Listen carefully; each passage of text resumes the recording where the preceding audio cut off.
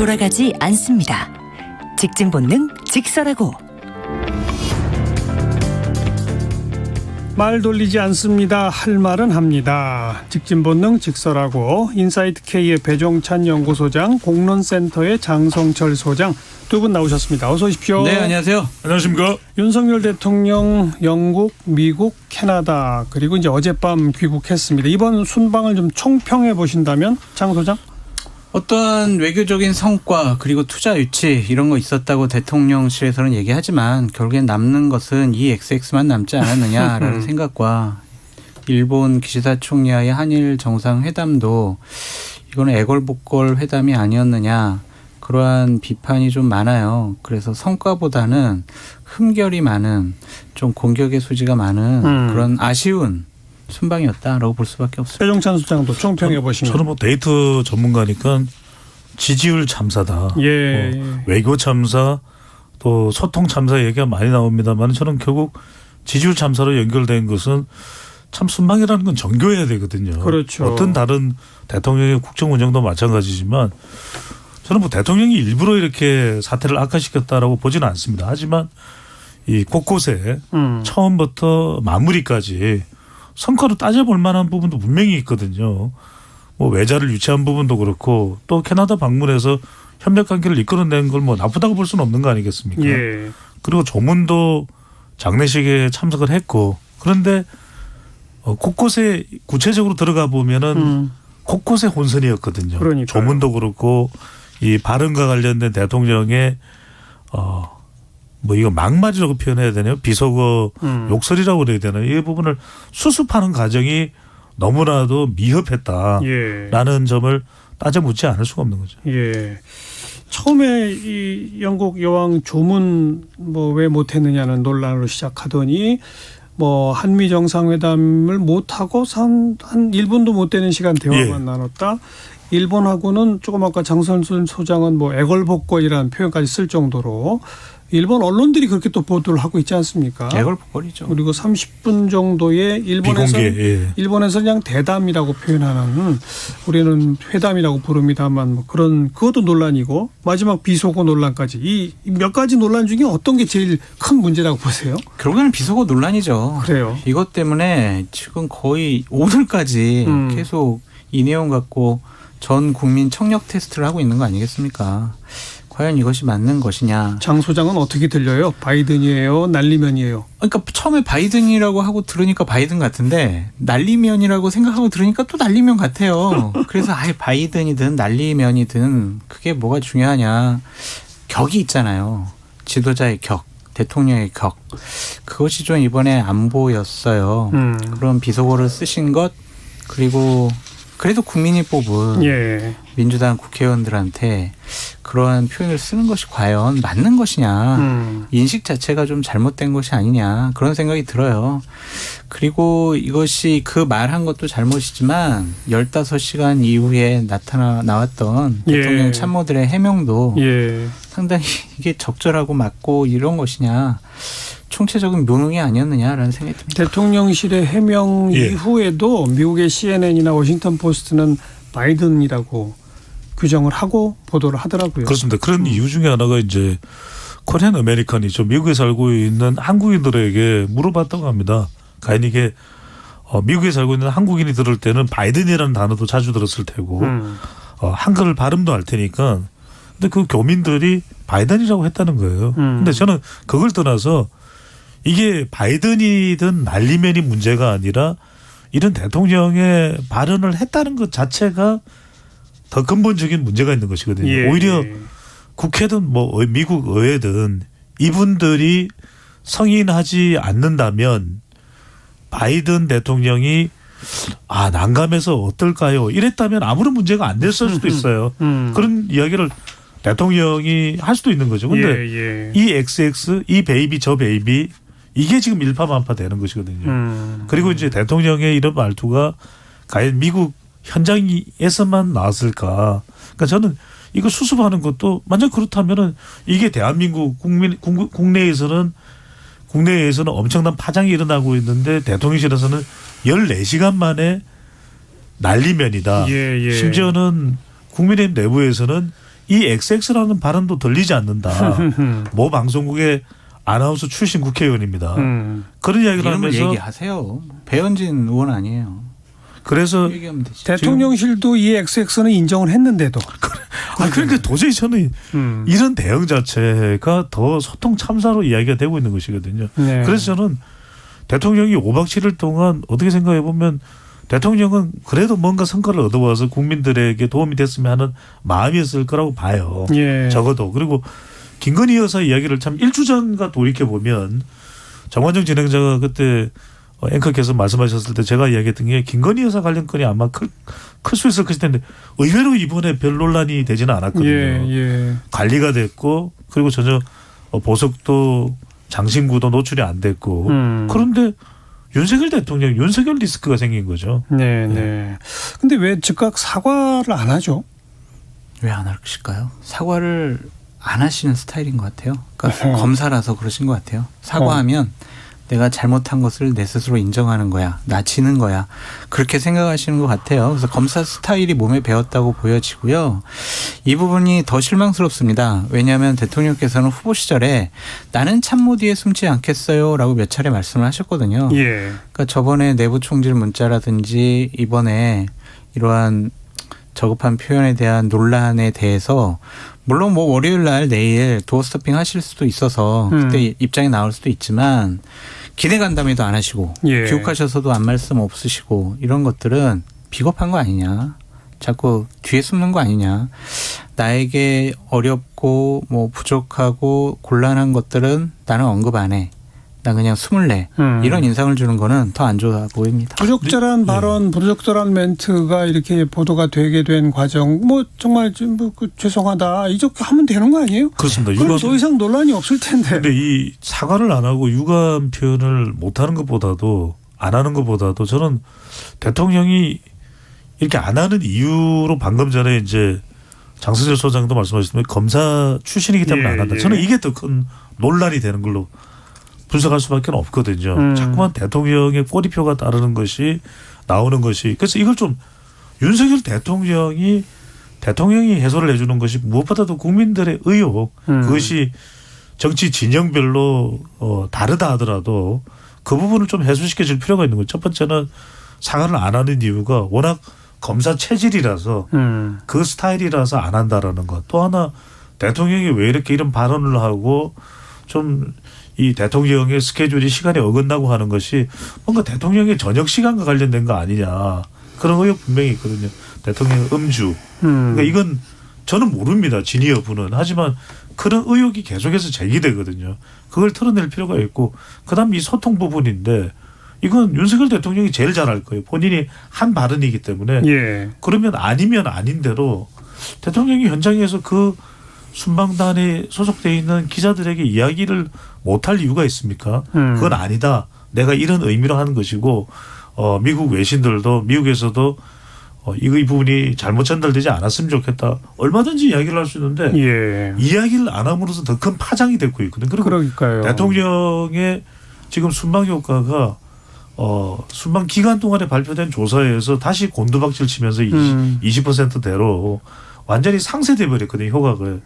그렇다면 이걸 대통령이 직접 관련된 부분에 대한 해명과 설명이 있어야 되는 거 아니냐는 거죠. 해명, 설명, 사과 이 정도 하면 더 논의가 이어지지 않을 수 있는데 그게 없으니까 자꾸 논란이 이어지는 그런 게 참 안타까운 상황이고요. 그러니까 이게 자칫 잘못하면 대통령에게서 신뢰를 회수하는 국민들이 못 믿겠어라고 생각할 수가 있고 더 큰 문제는 대통령에 대해서 우스운 사람 이제 조롱과 비아냥의 대상으로 돼버리면 권위가 땅에 떨어지거든요.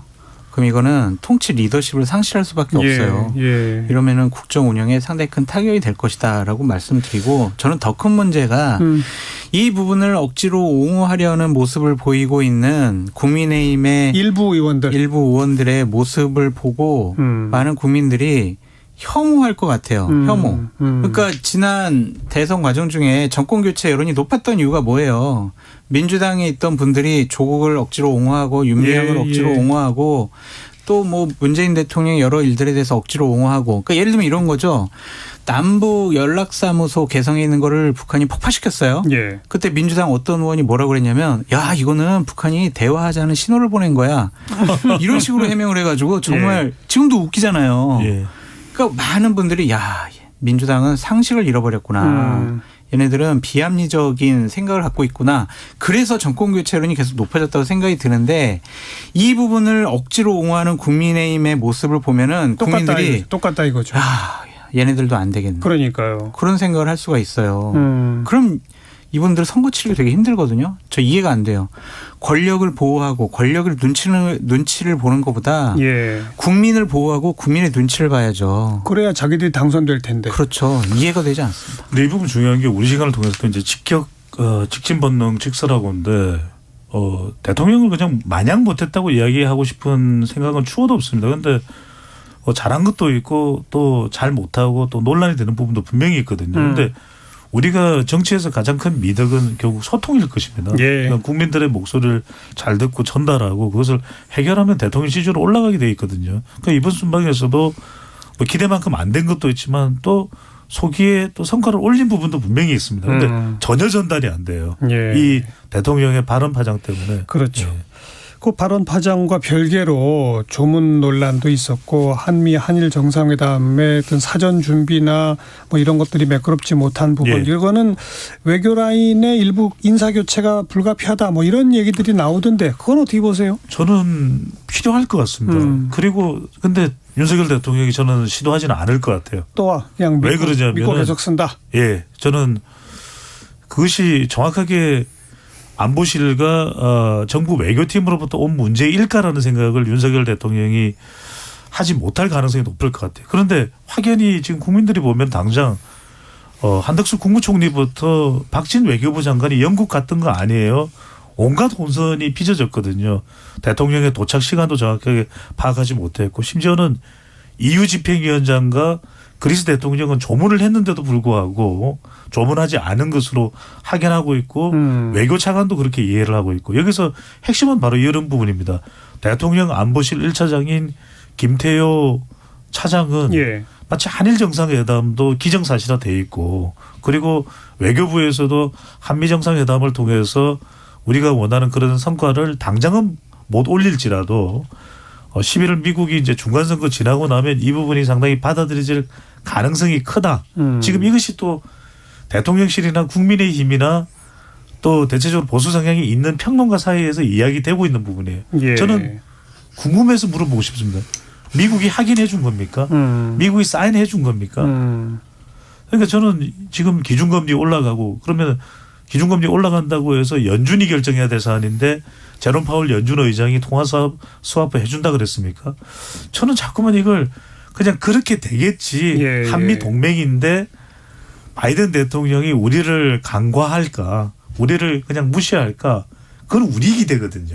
그 특히 한일 정상회담 같은 경우 일본 측과 또 완전히 합의나 조율이 끝나지 않은 상태에서 그냥 발표해버리고 우리 측 발표를 가지고 일본 내에서는 아니 일방적인 저런 발표를 또 나쁘게 평가하면서 이것 때문에라도 정상회담 못할 수도 있다는 얘기까지 나오고 그 후에는 일본 언론이 뭐 진짜 한국이 자꾸 만나자고 해서 할 수 없이 만난다는 식의 보도를 그런 보도를 하게 되고 이런 그 일방적 발표 같은 건 실무 라인의 책임 아니에요? 그건 인사 문책이 있어야 되지 않을까요? 당연히 인사 문책이 있어야 되고요. 그러니까 한일 정상회담 관련해서는 일단 저는 일본 기시다 총리의 잘못을 지적하고 싶어요.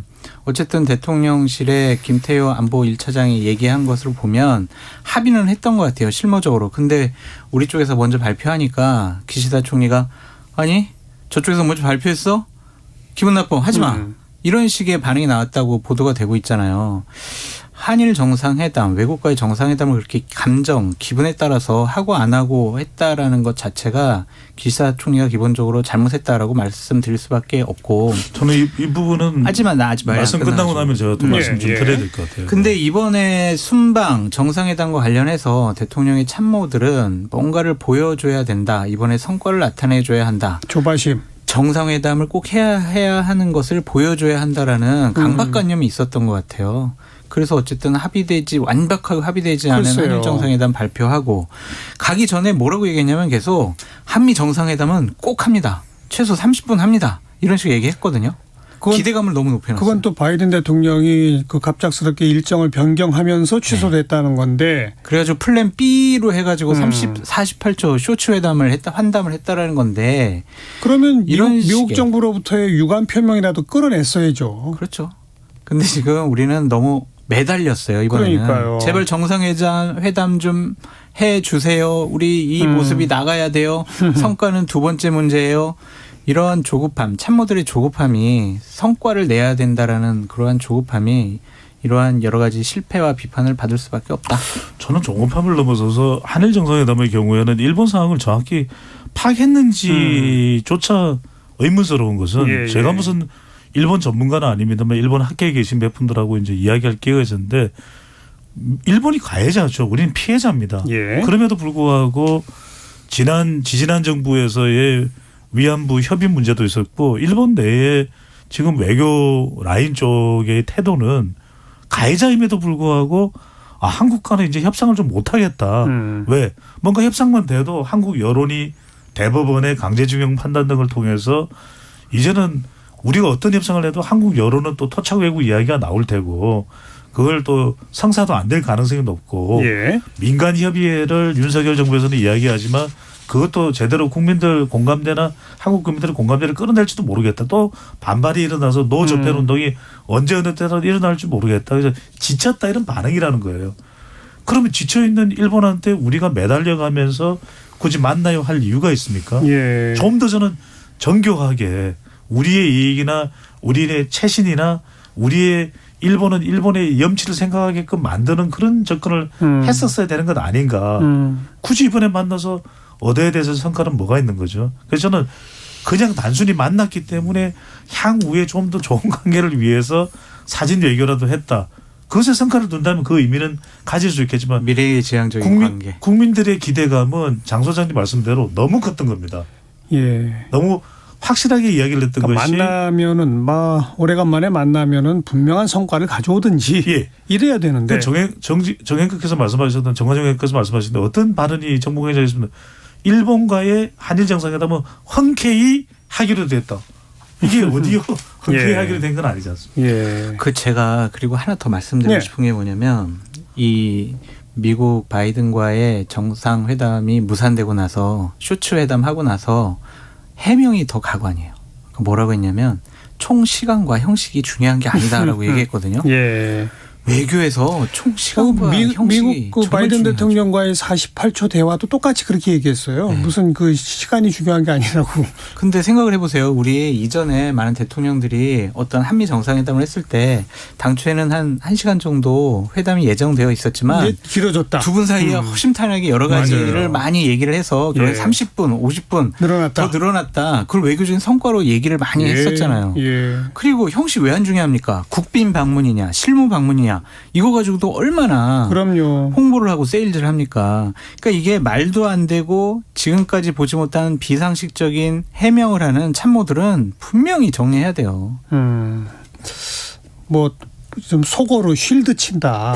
방어막을 채운다 그러는데 그렇게 할 대상을 가지고 하고 적절하게 해야죠. 근데 더 중요한 것은 저는 지금 안보실과 외교팀 사이에도 충분한 소통이 있느냐의 문제인 거죠. 그러니까 영국에서의 조문 외교도 영국 왕실과 또 영국 정부의 협의를 하다 보니까 늦어졌다 이야기가 나오는데 그 부분도 정확하게 안보실의 대처와 또 박진 외교부 장관이 영국에도 옥스퍼드 출신입니다. 그러니까 상당히 영국 조화의 인맥이 두터운 박진 외교부 장관이 왜 영국에 가지 못했는지도 이해가 잘 안 되겠지만 다른 사정이 있었겠지만 또 하나는 뭐냐면 대통령의 유엔 총회 연설에도 대북 메시지는 없고 이 자유연대가 상당히 강조됐거든요. 그러니까 저는 김태효 또 김성한 안보실장이나 김태효 1차장도 상당히 경륜은 있지만 학자 출신이거든요. 그러니까 그들의 이 국제관계 인식과 외교팀의 인식이 뭔가 어긋나 있는 거 아닌가라는 부분은 저는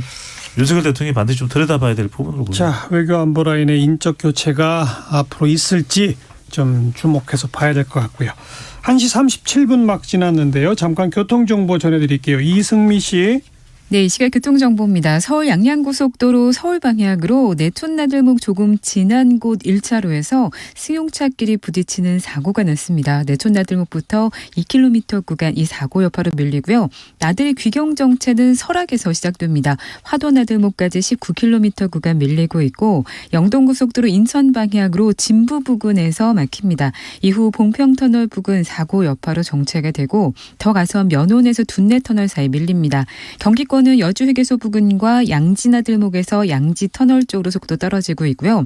중부고속도로 양방향 다 수월한데요. 남이방향으로 만남의 광장 휴게소 부근 2, 3차로에 낙하물이 있어서 조심하셔야겠고요. 중앙고속도로 부산 방향으로 홍천에서 산마치 터널까지 2차로에서 도로 보수하고 있고요. 홍천나들목에서 남산터널까지 3km 구간에서 여파를 받고 있습니다. KBS 교통정보센터였습니다.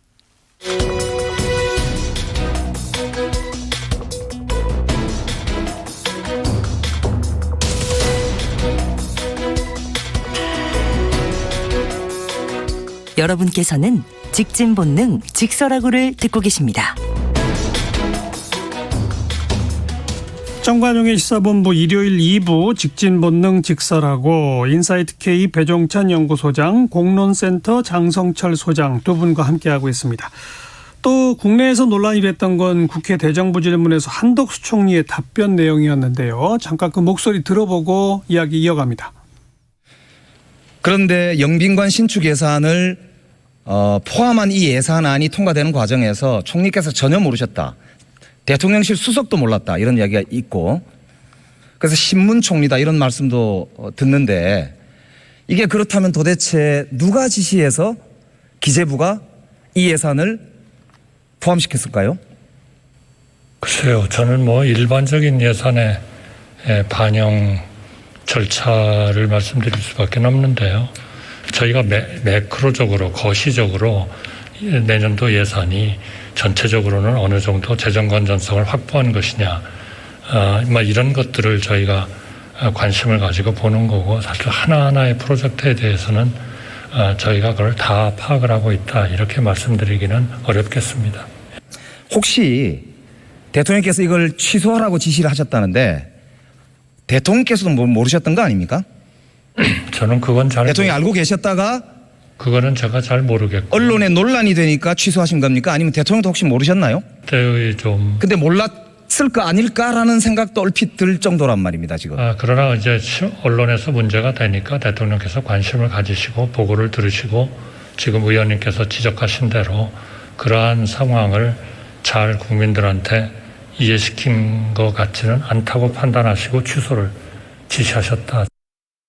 네, 김영배 의원의 질의에 대한 한덕수 총리의 답변까지 내용을 들어봤는데요. 요 이전에 또 이 서영교 의원의 질의에 한덕수 총리가 대통령실 영빈관 예산을 본인은 전혀 몰랐다라고 또 인정한 이 발언부터 시작해서 여기까지 이어지는 내용이거든요. 네.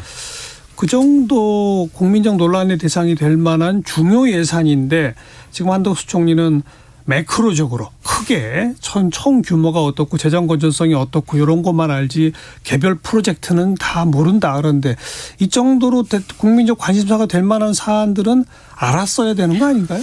솔직하신 건지 아니면은 보고를 받으셨는데 기억을 못 하신 건지 그거는 저희가 알 수 없지만 총리가 할 답변은 아닌 것 같다라고 말씀드립니다.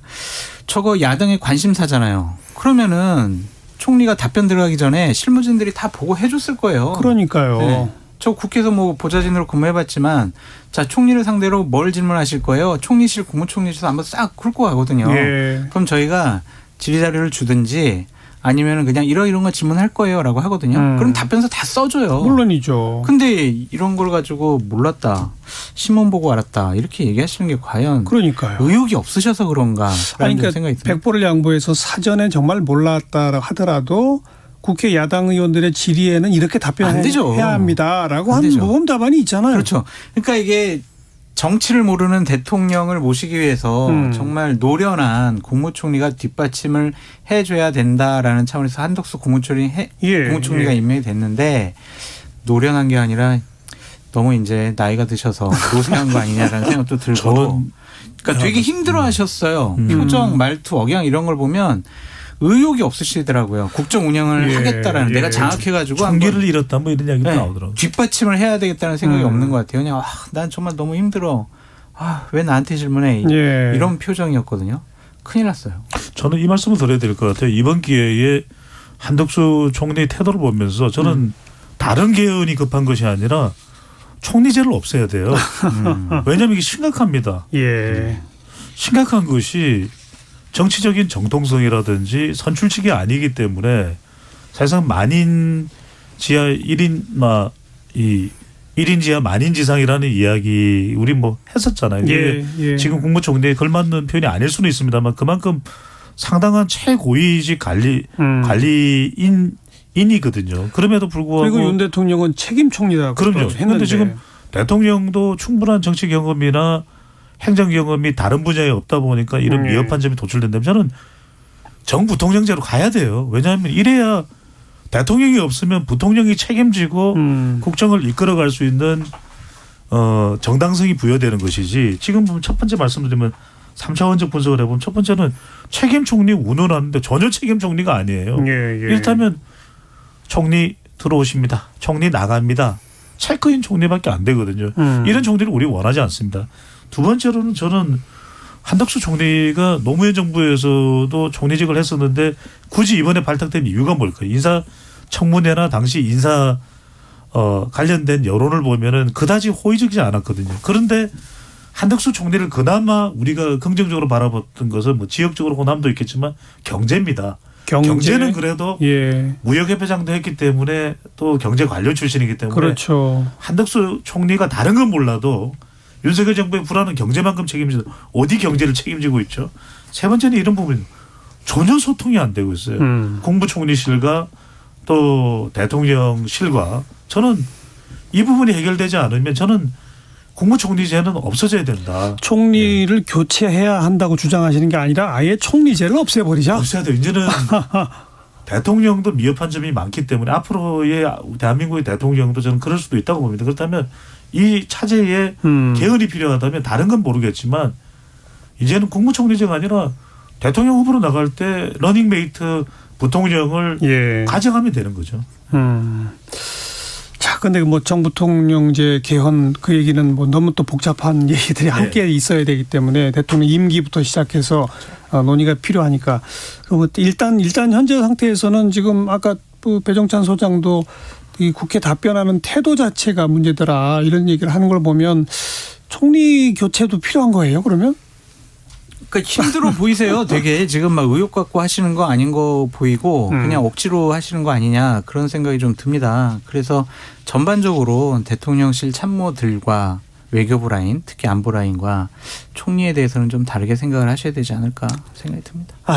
참 걱정이네요. 아직 그 보건복지부 장관 후보자도 임명을 못 하고 있는데 예, 교육부 장관도 그렇죠. 교체해야 할 사람들은 늘어나고 있고 참 걱정입니다. 자, 그리고 뭐 장성철 소장 아까 이 국회 보좌진으로도 일해봤지만 이런 얘기 하셨잖아요. 네. 국회 국정감사 하게 되면 증인 신청들 하지 않습니까? 네. 의원들이. 네. 그런데 지금 뭐 문재인 전 대통령을 증인으로 부르자, 뭐 김혜경 여사, 뭐 김건희 여사, 사실 그게 증인 채택이 되리라고 예상하고 그 명단에 쓰는 거 아니잖아요. 불가능하죠. 이것은 왜 명단에 그걸 써요? 감정의 엘리베이터예요. 제가 봤을 때는. 그러니까 저쪽에서 이재명 당대표 김혜경 여사에 대해서 소환하고 기소하고 그래? 그럼 우리는 김건희 여사 특검할 거야. 이러니까 그래? 그러면 문재인 전 대통령 그러면은 증인 채택할래. 이런 식으로 서로 경쟁하는 거예요. 그러니까 이것은 정치가 아니고 이것은 하나의 금도를 넘어도 한참 넘었다라고 볼 수밖에 없어요. 그러니까 문재인 대통령을 증인 채택한 것을 간사들끼리 논의한다고 이게 합의가 되겠습니까? 그러게 말해요. 그냥 질러보고 그냥 우리는 이렇게 하고 있어요. 대통령님 보여달라는 거 아닌가 하는 생각이 들어요. 한 대학의 경제학자가 어떤 이야기를 하냐면 어제 이렇게 배달되어 온 신문의 내용을 보면은 IMF 외환위기 때랑 비슷하다는 이야기합니다. 그만큼 우리 경제 상황이 지금 안 좋다라고 지적을 하는, 물론 뭐 비관적으로 이야기하는 사람도 있고 좀 비관 속에 낙관적인 전망을 하는 경제학자도 분명히 있죠. 그런데 저는 무슨 말씀이냐면 이번 국정감사에서 건질 거 하나도 없습니다. 이대로 가면은. 그러게요. 문재인 전 대통령 정인으로 나오면 어떤 상황이 벌어지죠? 아니, 나올 수도 나올 없죠. 리도 없고요. 예. 김건희 여사 정인 채택하면 어떤 상황이 벌어지죠? 그리고 물어볼 질문 다 뻔한 것이고 그렇다면 결국 장 소장님 말씀하셨던 아주 또 낭만적으로 시적으로 표현해 주셨는데 저는 이 국민들이 엘리베이터를 열면 민생이 등장해야 되는 탑승해 있어야 되는데 저는 예. 정쟁밖에 없습니다. 저는 예. 정말 이 여의도 국회는 이번 10월 11월은 더 격해질 거예요. 건질 게 없는 국회가 될 가능성이 높다는 거죠. 정치는 사라지고 그냥 뭐 정쟁만 남았다. 예. 뭐 감정의 싸움이에요. 예, 예. 앞으로 있을 법안 심사, 예산 심의도 충실하게 이루어지길 기대하기 어렵다. 불가능하죠. 어. 이제 왜냐하면 대략 과반수 정도의 상임위원장을 국민의힘이 맡고 있기 때문에 민주당이 요구하는 법안 안건 상정 자체를 안 해줄 거고 또 민주당이 상임위원장 하는 데는 바로 올려가지고 또 국회의장한테 이거 빨리 처리합시다 할 거고 그럼 국민의힘 또 막을 거고 예산안은 또 어떻게 하겠습니까? 지금 윤석열 대통령이 중점적으로 의욕을 갖고 추진하려는 사업들 다 삭감해버릴 거 아니에요. 예, 예. 난장판이 될 것 같아요. 벌써 몇 주째 제가 계속 이 얘기를 꺼냅니다만 예. 이런 정쟁만 있는 정치를 좀 획기적으로 바꿔내기 위해서라도 대통령과 야당 대표가 좀 만나서 뭐 그런 변화 없을까요? 이번에 그것도 어쨌든 기대할 수 없을까요? 순방 갔다 온 다음에 여야 대표들을 초청을 해서 대통령께서 순방 성과를 말씀하는 자리를 만들겠다라고 했는데 변수들이 있잖아요. 이런 순방 성과가 상당히 여러 가지 좀 비속어 때문에 가려진 부분도 있고 28일 날 만약에 국민의힘의 비대위원회 가처분이 인용이 되면 또 받아들여지면 비대위원장이 또 없어지게 되고 예. 그다음에 그럼 그냥 주호영 원내대표가 와야죠. 저쪽은 당대표가 오는데 이쪽은 원내대표가 가고 원내대표면서 대표 직무대행으로.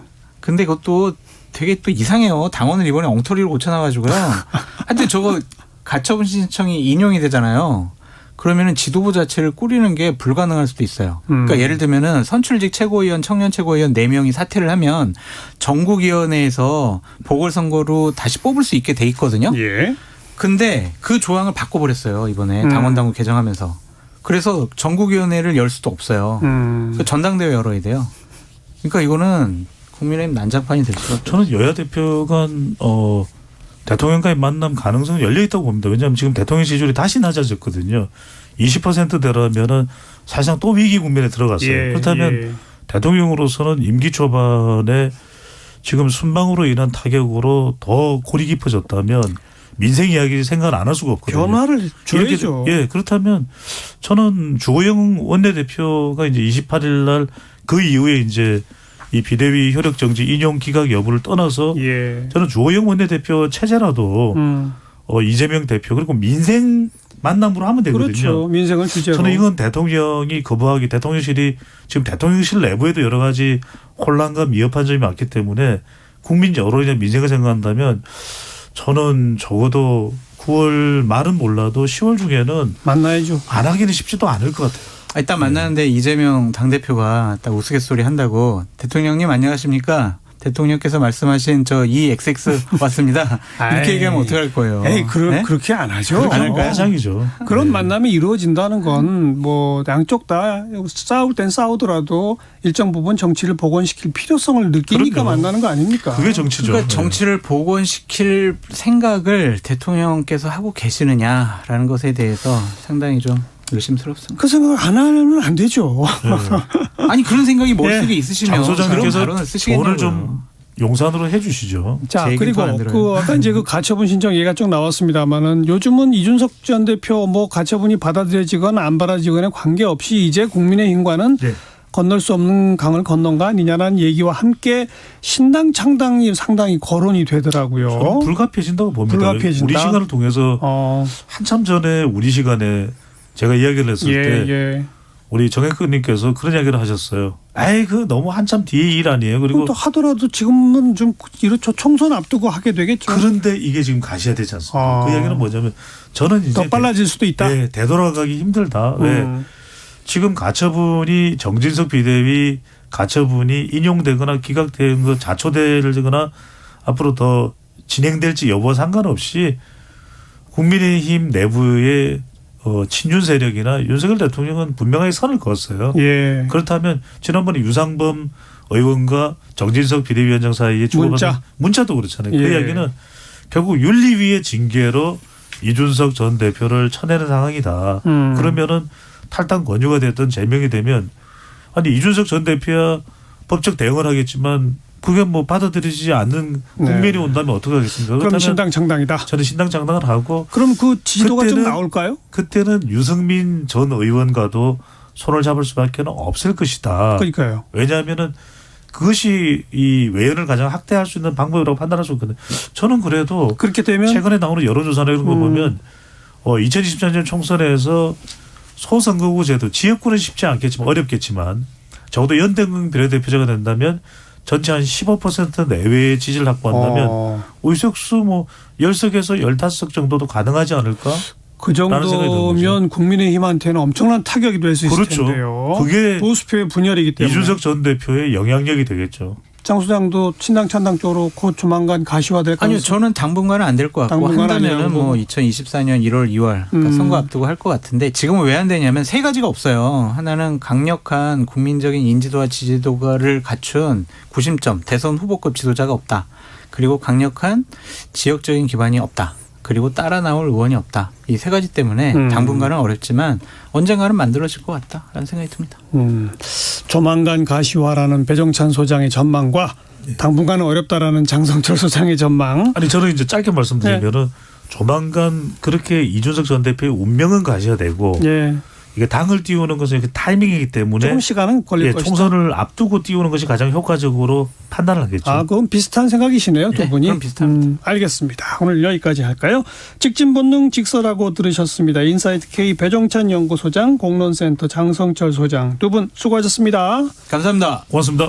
전인권이 부르는 물고기 잠깐 들으시고요. 저는 다음 주말 또 뵙죠. 안녕히 계세요.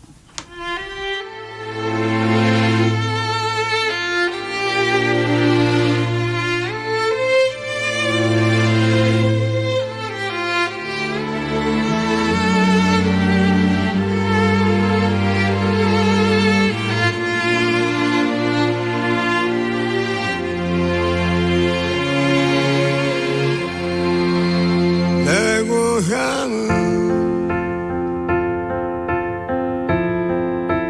우리 엄마 뱃속 혹은 커다란 우주의 한복판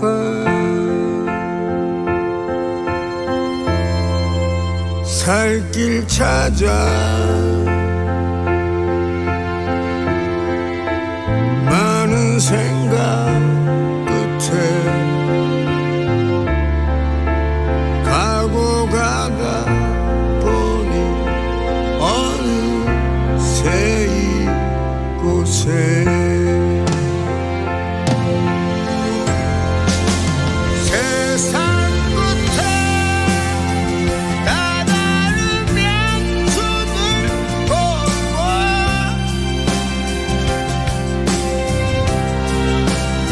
사랑해요 날 늘 위로해야지 푸른 바다 저 멀리에 영차 달빛으로 물든 섬에 가려나 봐